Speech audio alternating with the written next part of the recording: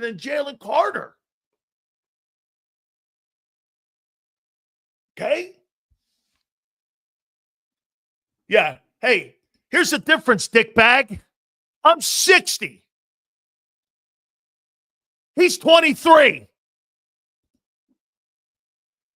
11% body fat when I was 23 years old. I enjoy being fat now. I carved this body out of pizza and wings perfectly here. That's how I do it, baby. I have sculpted this body just like my boy Philly.500. Absolutely. So wait a minute here. Battle Royale. By the way, these guys here, these two guys and these two freaks that we have here have now spawned another Battle Royale. Are you ready? Angelo Cataldi and Howard Eskin have agreed to do a Battle Royale right here on this program. Okay? We'll get to the supers, I promise you guys, after this segment. All right. Cowboys. Holy cow. You should have seen the text message me and Xander got on Mark having meltdowns. Without further ado, let's bring the dudes in here. And this is Battle Royale. It is Mark Holmes, who's looking forward to a big season when he comes to the Dallas Cowboys. And also the legend, the man, the champ, Philly.500. He joins us now here.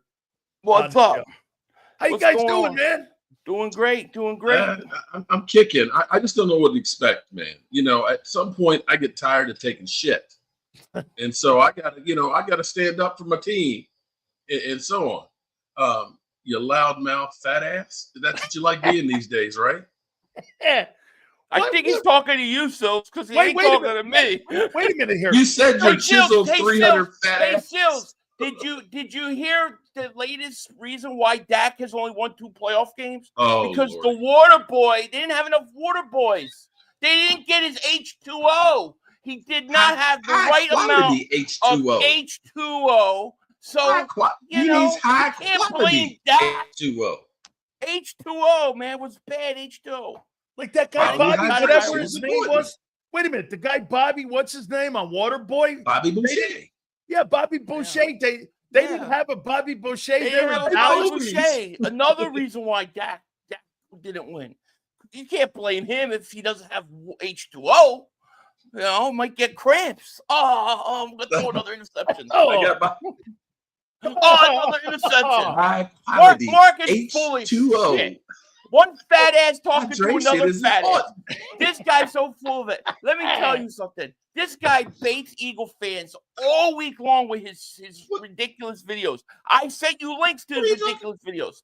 And then when people come at him or respond, he goes, "Hey, what are you bothering me for? I'm just a Cowboy fan over here, just trying to produce over here on my trying to produce some content." Look, I get fake Philly.500s coming in and trolling me. Okay, it's bad enough that I got the real Philly.500 coming in.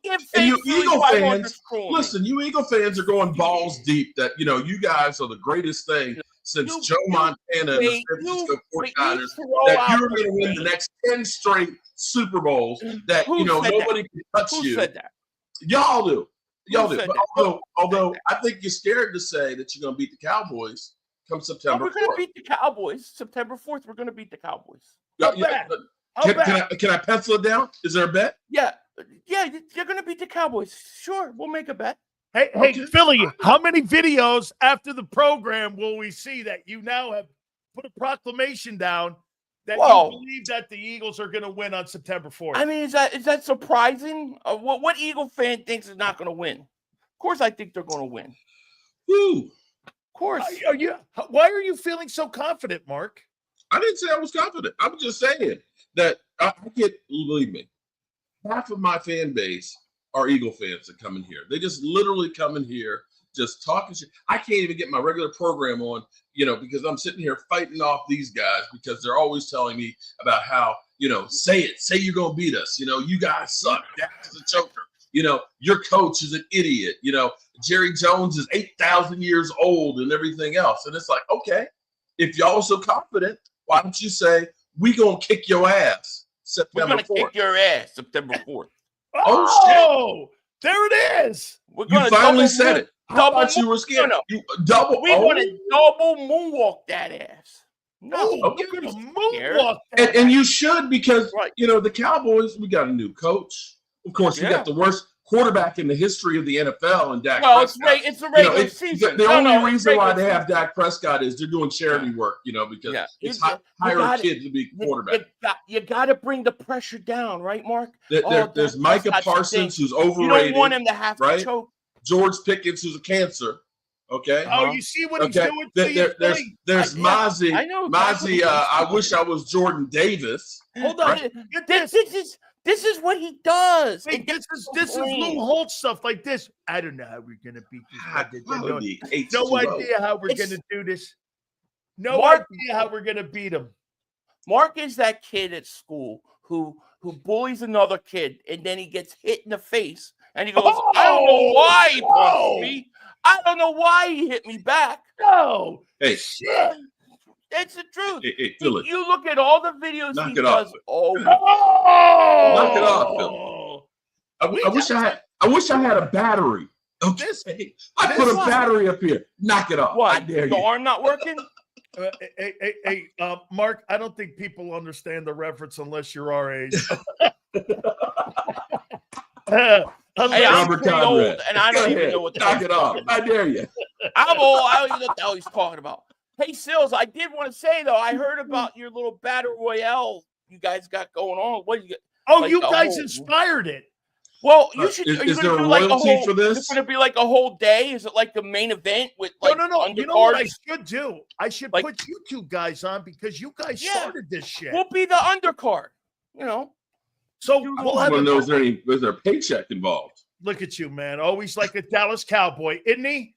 Always like a Dallas Cowboy, never worried about me. We put the fans in the stands, okay? Let's be serious. Okay. It's not that you love me being here. It brings the fans to the stands, bro. Come on. Such a Cowboy. Such a Dallas Cowboy comment right there, man. Right there. No, you are Mark Prescott from now on. Hey, I wish I had his money. Here, Mark. Look at that. Did you see him light up? He's got paid and he's making babies. And he's building a new mansion. They just broke ground on it. So, you know what? I wouldn't mind being that guy. Mark's eyes just got real wide. He was like, oh, my God. Mark Prescott. I'm a Billy, I got a question for you out of the gate. Speaking of fat asses here, I got to tell you what a guy made a comment on a fat ass. When asked at the press conference, why did it take Jordan Davis to get in shape towards the end of the year? He went like this. I'm going to pass on that because I could be here all day. That, to me, is a sign of lack of commitment to the game. When you're not in shape, when you start the season out, nobody on that Eagle defense was not in condition. I mean, and I'm hearing good things, Philly. Clint Hurt told me he's in fabulous shape.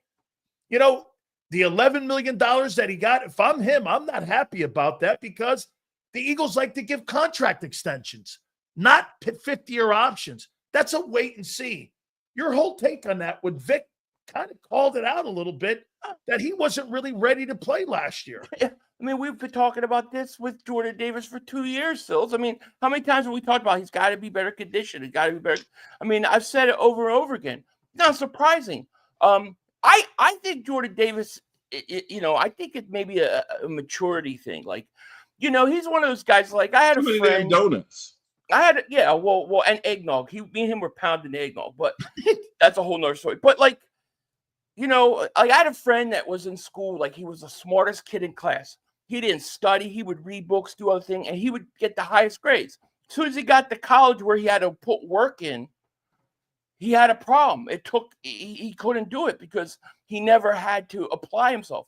I think with Jordan Davis, maybe, being so big and so talented, he never really had to apply himself to be, taking care of himself and making sure he's conditioned enough. Now he's got to do that at the NFL.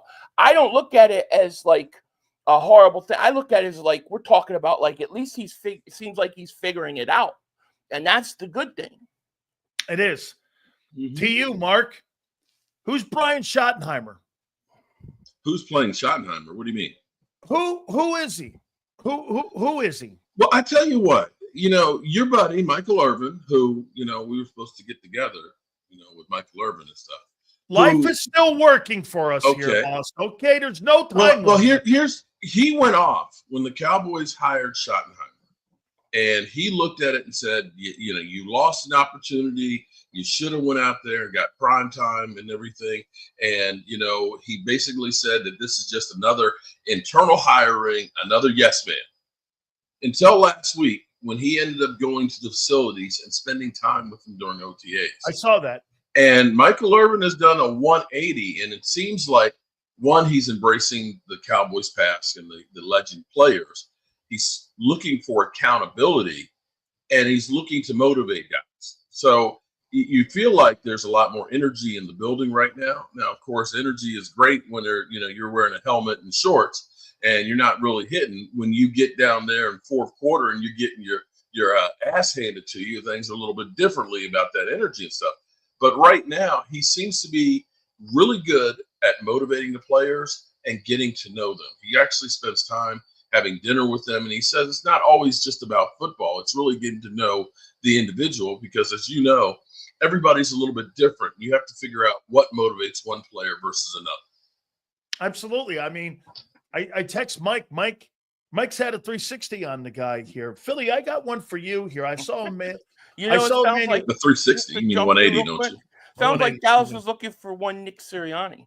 Oh! Sounds like they're looking for a Nick Sirianni. I'm looking for a Howie Roseman. Woo-hoo! I bet you are. I'll bet. Yeah, no, that is what you need. There is more. You don't need Nick Sirianni, Mark. You need Howie Roseman. Yeah, that's the guy you need. All right, for you, Philly. I heard Emmanuel Acho. I heard him say that there were two questions, and I hated his questions that you had to have if you're going to repeat as Super Bowl champions. What's the two questions you want answered that you think you have to know early on in the season if this team has enough to win a Super Bowl? What are the two issues that for you want to know and answer quickly if this team gets a shot to get back to Santa Clara? I think to me it would be the defensive line and the safety position. I think those are the two positions. I'm pretty confident with what we have offensively. I believe I know what to expect from that. But I do think you have questions at the safety position.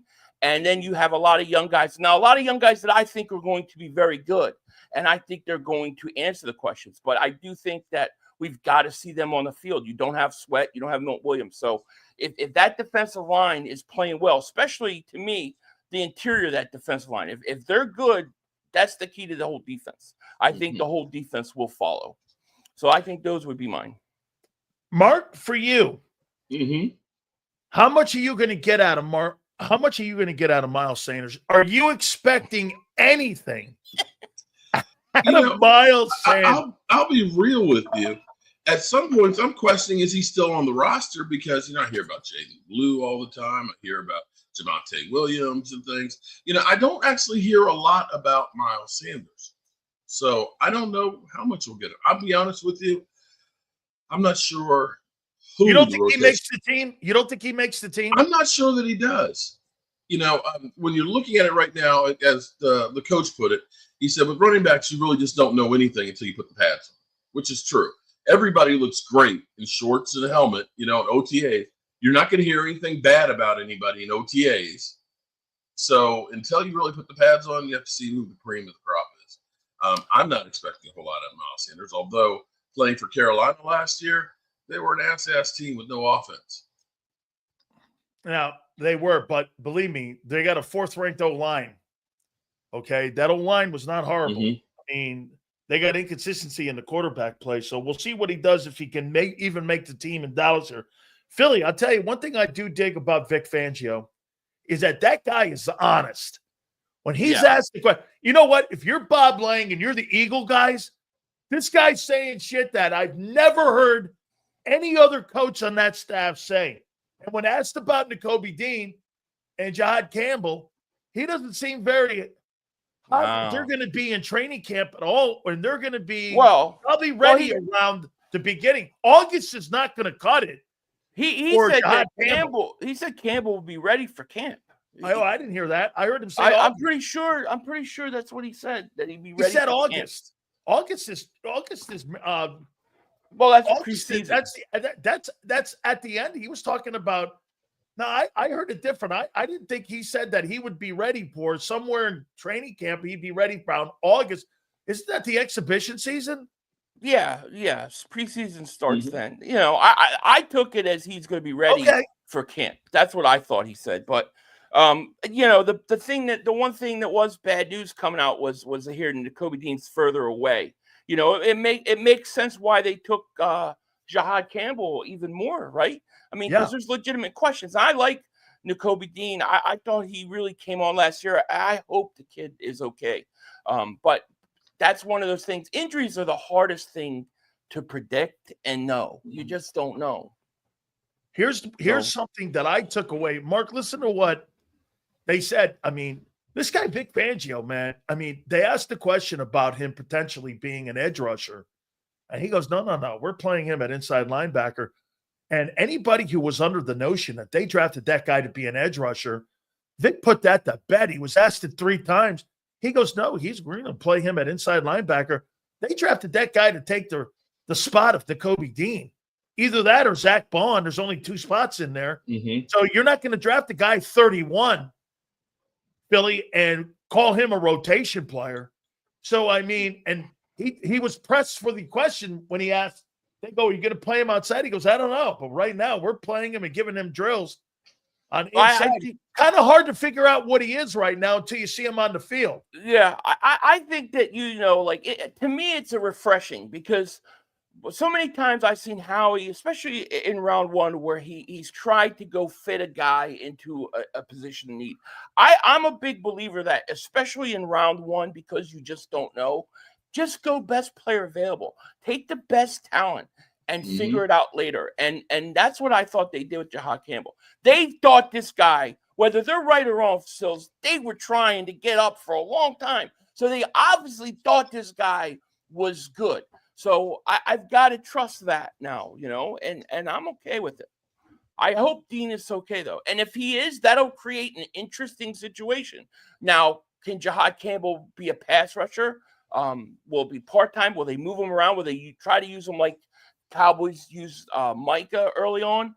I don't know, but it's a good problem to have if both come back, if Dean comes back healthy. I want to do something here. And again, this is not my take. I'm going down here. And Mark, what do you make of PFF? Pro Football Focus? Yeah. It's a tool. Sometimes they're spot on. Sometimes they're just way off. Sometimes I feel like they do things, of course, for reaction. You know, typically when you got the Cowboys, okay, you can say what you want about Dak Prescott, but there's no way in the world that he is the 17th rated quarterback and that you're going to have Kyler Murray or the Prince down there in Jacksonville or Geno Smith ahead of that guy. 2 years ago, he was an MVP runner-up, okay? Those other guys have never been anywhere close to 35, 36, or 37 TDs in a season.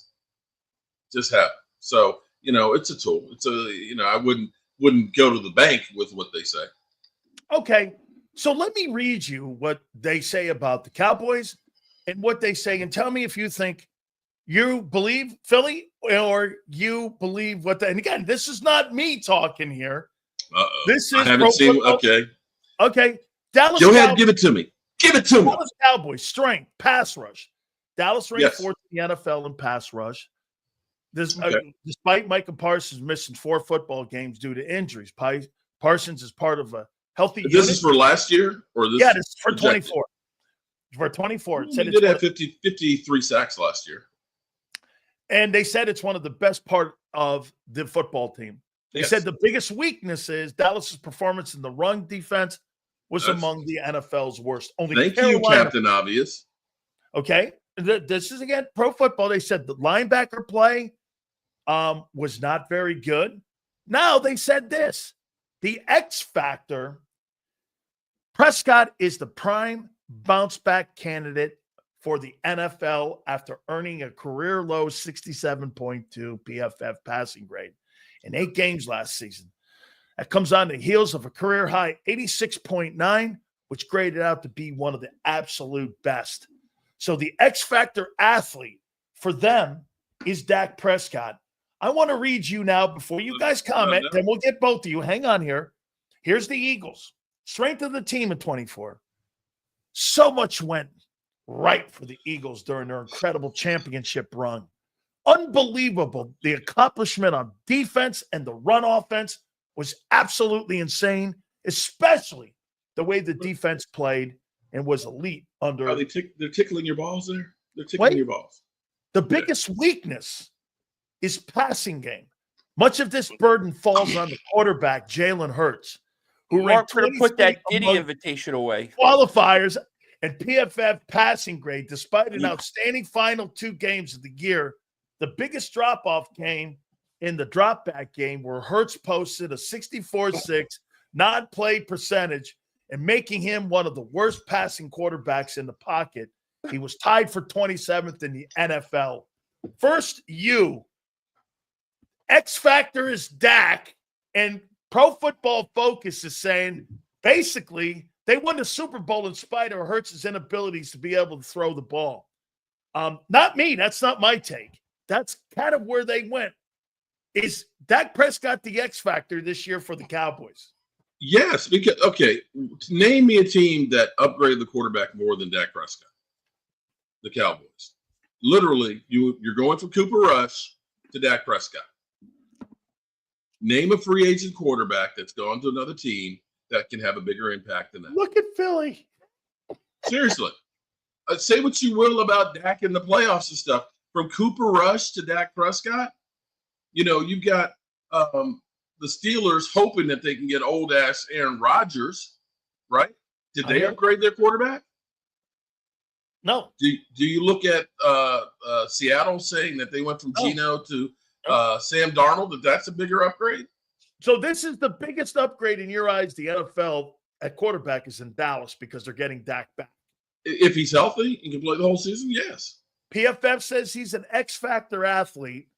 Now Philly, what do you make of PFF and that assessment of Jalen Hurts and that the inability to be able to his inability to go out and make the throws when he has to, the inability to beat the Ravens, to beat the Steelers, to beat the Chiefs, to beat the Rams, his inability. I mean, come on, it's played out. It's played out. It's so ridiculous. The guy went out and won an MVP. You think he played great last year? I think he played good. Yeah, I think he played well enough. And I think he played really good in the playoffs. That's where I really like what he did. I thought he was Packer really game. You thought he played well? I thought he played good in the Packers game. And then in the Rams game was 90 yards net passing. I don't remember what he had net passing, but I know he came out and we went right down. He struck first. Jahan Dotson, touchdown, bing, bang, boom. It's already over. You know what I'm saying? Then you go the Rams game, snow. He was banged up in that game too. That's a hard game to judge, the passing game. Washington, they just destroyed them. That game was over on the first play of the game, the first Eagles offensive play. But the Super Bowl, he was good. He was good. Oh, and if you take that, and then you take the fact that he played in the Super Bowl earlier, and he played good in that game, now I feel like you have a historical reference of him playing good in big games. That's what I want for my quarterback. It's so overblown what they're saying. Jalen Hurts is actually underrated, and it's ridiculous. We got a couple more minutes here, so I'll ask you, what did you make of the comment of Dak Prescott being the X factor and what Mark just said? And I'll ask vice versa, you and your take on what PFF wrote about Jalen Hurts, Mark, here in a second. What did you – is Dak Prescott the X factor in the NFL this year for the Cowboys? I mean, look, yeah, he's better than Cooper Rush. I mean, yeah, it's easy to say, yeah, you get your quarterback back. It's going to make a big difference for your team. Let's just not change history from last year. He stunk. He stunk during the year. Okay. He wasn't good. They weren't. Was Dallas? No. Let me talk. No. You know what? Shut your face. Get tired of your bullshit. No. You don't get to. Oh yeah. There was nobody who played good. You're interrupting the man. You're interrupting the champ, and I gotta ring. Screw you, champ. Screw you. Screw you. King of the Hill. King of the Hill. King of the Hill. Listen, I'm not saying anything bad. I'm not saying anything wrong. Was Dak great during the regular season? They weren't that good. So all I'm saying didn't have your number two receiver. He's couldn't run the football. How many interceptions? Couldn't even force a freaking punt. And the only thing you say is Dak Prescott. I mean, you're making excuse. You can't even accept anything about this guy. Okay, Mark, so does he do anything wrong? So when Jalen Hurts went against Tampa Bay and lost twice, and he scored how many points? Does he shit spell, Mark? Oh, man. I mean, come on. Does a guy do anything wrong? Every single thing that you talk about, you always can't you just say, yeah, Dak wasn't great. He wasn't great. You don't recognize are there reasons for it? Yes, there are reasons for it. But he wasn't great. Why do I bother? Why do I bother? Now I'm going to ask you. I'm going to ask you this here, Mark. What is your assessment on what PFF said about Jalen Hurts, that much of the burden falls on the quarterback? Again, this isn't my take. I didn't write this here. On quarterback Jalen Hurts in the step back of the passing game, it being one of the biggest weaknesses of the team. They said the biggest strength was the defense in 24. The biggest weakness was the quarterback in the passing game. Ranked them 23rd and 27th. What's your takeaway when you hear, like you said, you don't unlike Philly.500, I'm going to say that Jalen Hurts is not a bad quarterback. Yes, you have. Yes, you have. You constantly track my quarterback. Stop lying. Stop freaking lying. You talk about him mercilessly. Okay, all the time. No. I hold you accountable. Listen, we listen to the champ. Let's listen to the chump now. Okay, the chump is talking. Okay. All right. They are fortunate because the Eagles recognize putting everything on one person's hands is not a win scenario. The best thing they did is being balanced. So that way, he has confidence. When he is needed to play a game, he's not beat down and everything else. And because they have a great running game, it helps the passing game. You cannot say that he is not having an advantage having Saquon rushing for 2,000 yards when we got Rico, a guy you literally laugh about. Rico, who? Who got barely 1,000 yards. Okay? He's a good quarterback. I'm not going to say that he's not. But to say that you got a great passing attack, you don't have to have one because of the way your team's assembled. All right. Now, take that. But here's the thing. He just answered his own question. Is Dak the X factor? Well, if Dak, and we're talking about having to have a run game to be that X factor, then he's not, because they don't have a run game. They didn't have a run game last year. No, I'm not saying you have more. I'm not saying there are not reasons for Dak Prescott to not be good or have struggles. But you can't ignore his struggles. You don't have a run game now. So what's Dak? You know, like in the military, you have bombers that are slow, that drop bombs. Then you have fighters that take care of the other guys. You have different types of weapons and different ways to win a battle. You have a quarterback and wide receivers, and you have a running game. If the only weapon we have is Dak Prescott throwing the football, then it's got to work 100% of the time. And that's an impossibility. You're going to have games when they shut down the one receiving option we had, which was CeeDee Lamb. We had chopped liver for our number 2, number 3 receivers. We didn't have a freaking running game. That was your X factor. Dak to CD. That's it. There's nothing else to rely on. If that doesn't work, you're screwed, which is what we were last year. That's not an X factor. I don't consider that X factor. That's something that you don't consider anything with the Cowboys. An X factor is something. You've got this lose Cowboys. Listen to this guy. He sits there and he complains that last year Dak struggles because they don't have a run game, right? So then I say, well, I don't think you have a run game this year. So then he gets offended about that. I can't help it. I will say I think we have a better run game this year, but I will say that we actually have a major improvement as our number 2, or should I say 1-1 wide receiver. Because what's going to happen okay, now I'm going to say there's less excuses for Dak because now you have guys that can get separation. The Cowboys, one of the worst teams in separation. And if your guys can't get open and you can't run the football, it's a recipe for disaster. I don't care who it is your quarterback. Because Philly's got a roll here, Mark, and I'm going to ask one question here. I got 5 more, man. I got 5. Okay, wait. I got a question for you. Well, then let me ask Mark that first, and then I'll get you, Philly. What do you think is the best new duo in the NFL with acquisitions? Do you think it's Devontae Adams and Matthew Stafford, or do you think it's Dak Prescott and George Pickens? I'm talking to you, Mark. Oh, me? Yeah.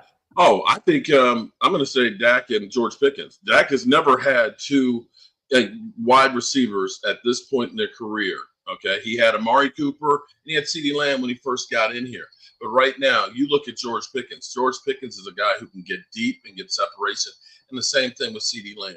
That alone will help our running game because you have to worry about covering both of those guys. If one of those guys gets loose, it's 6 points. And so defensive coordinators, unlike when it's Jalen Tolbert and Jalen Brooks and the guy out of from Walmart parking lot, you're saying, who cares if they catch them? They're not going to the house. These guys can, which changes how defensive coordinators have to play. Philly, I got one last question for you. Do you believe you have enough? Or answer it this way. Do you believe the league has caught you guys because of all the moves that you've made? Pick one or the other. Do you think you have enough to get back to Santa Clara and to being a Super Bowl repeat champions? Or again, has the league caught you, not past you, but have they gotten closer to you because of all the question marks that you've created this offseason? Which side are you on?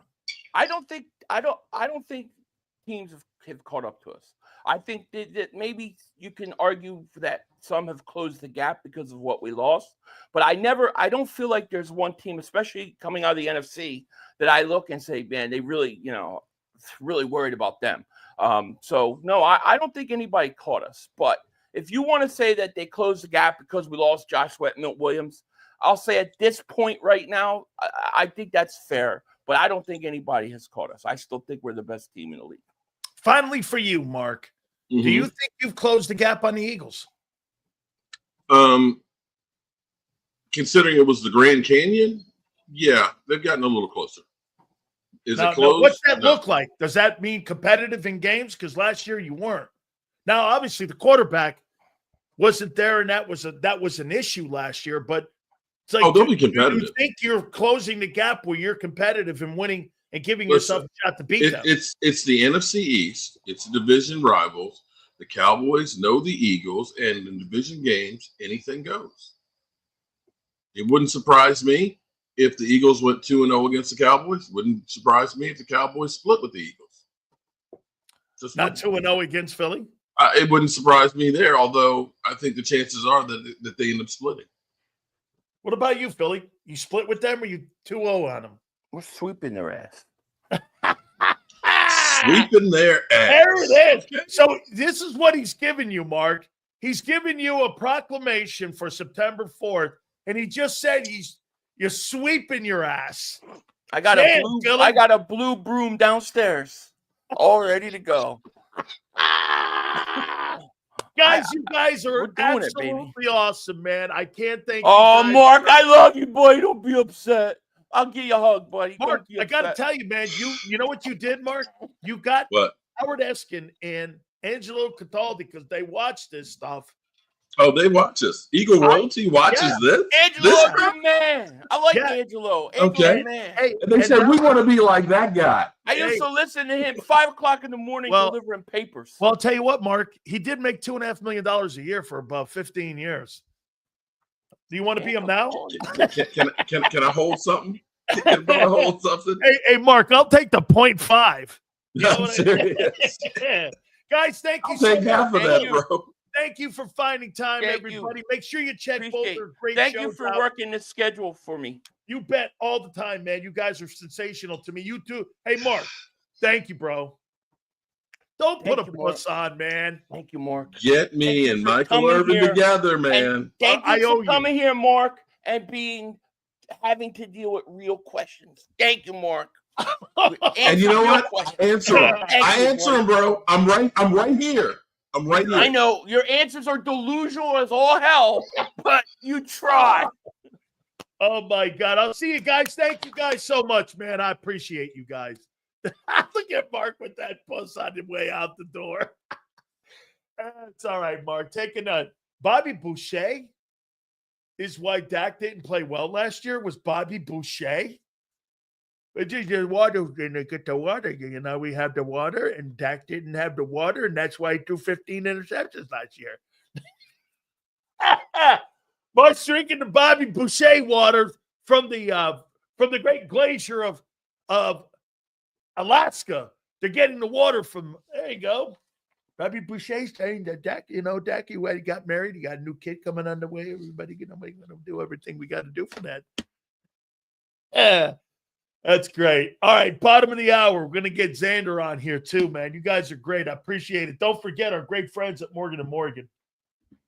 John Morgan was on yesterday, man. Absolutely sensational, and we appreciate him so much with over $30 billion in recovery, man.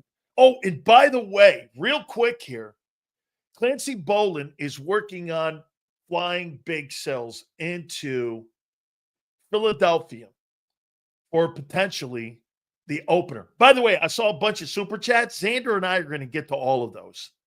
That'll be at the bottom of the hour. I know you guys threw a bunch of super chats at us. So if you want us to keep throwing them out there, we'll do it. We'll get to them all. Okay? Dan Sileo. What's Hurts' record versus quarterbacks who make over $50 million a year? Good take.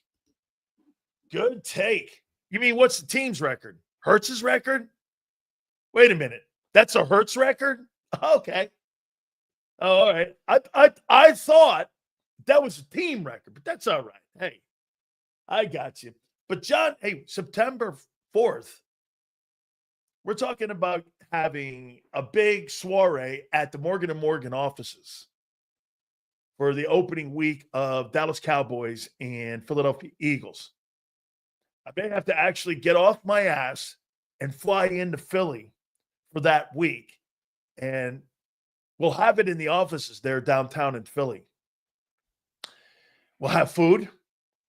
I don't know if we'll have drinks with some of you people in here. I'm not sure. Is JAKIB invited? I am JAKIB with Xander. What are you kidding? Who do you think I'm talking to?